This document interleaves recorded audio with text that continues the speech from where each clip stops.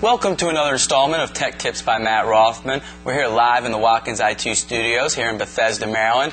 I have with me today Joe Crabtree, one of the senior developers here in Watkins IT. Joe's been on this program before, and Joe, we're all on the web all the time. All these companies have their own websites. Tell the audience, tell me exactly what web content management is. Well, Matt, that's a really simple answer. Web content management is really what it sounds like, managing the content that you have on your web. So imagine you have a website, you're a business owner, you've went out and you've had a company develop a website for you. You need a way to manage that content. A lot of you business owners out there are saying to yourself right now, I still have to call my web developer to have him update my text or put a new news story on or update a picture, things like that. Well, there are actually programs out there that are called web content management systems that allow users and end users, people that are non-technical, to do that themselves. However, many of these programs are kind of really old, antiquated, or very expensive to implement. So a lot of small, medium-sized business users have never really taken full advantage of web content management. They continue to pay web developers like myself to go in and make those changes for them. Okay. In the past, one of the things that we spoke about was Microsoft SharePoint. How does web content management relate to SharePoint? Great that you asked. Microsoft, back in the day, in the early 2000s, late 1999s, had a program called Microsoft CMS, which was Content Management Systems. With the new release of SharePoint, which we talked about last time on one of the previous episodes of your program, Microsoft also wrapped up the CMS into SharePoint, and they discontinued the CMS package as a whole.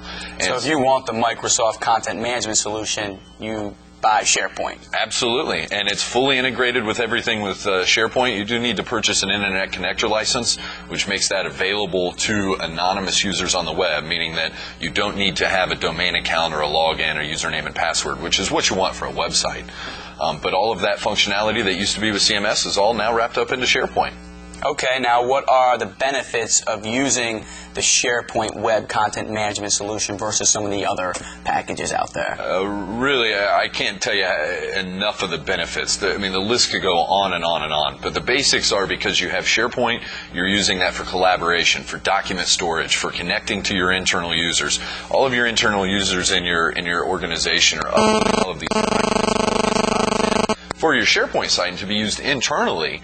Well, imagine if you can leverage that and quickly and easily take that same information and publish it live to your website users as well. And that's what having this whole package of SharePoint will get you, and that's just a huge, huge benefit.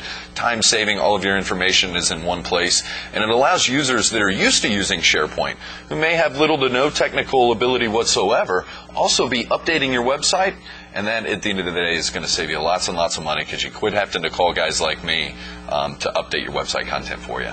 Okay, so if you're a business owner or you're an IT director for a not-for-profit or whatever it might be, if you need to get a website off the ground, you need a new web content management solution, you feel that the SharePoint platform is the way to go. Absolutely, hands down. Okay, well, Joe, thank you very much for coming on the program. Once again, you have educated me, you've educated the audience, and we definitely hope to have you back again on this program. Before I let you go, I know you're a big basketball fan. Recently, the NBA Finals finished. The Lakers beat the Orlando Magic. What were your impressions? What were your highlights of the Finals? Wow, pretty well-played series early on. I think it tended Lakers pulled away definitely by the end of the series, and it was evident who the better team was. So. I think Orlando personally choked. That's just my opinion of it. I feel it's a 50-50 question, and even in the world of sports minds, I guess. Yeah, I feel like some coaching blunders along the way. They were right there. They had whatever it was. There were some great games. Great games. Kobe, I guess, finally won his first NBA championship without Shaq. So that was a big accomplishment. I'm happy for Kobe, although on the last program you asked me who I'd rather have, Kobe or LeBron, and I said LeBron. Really?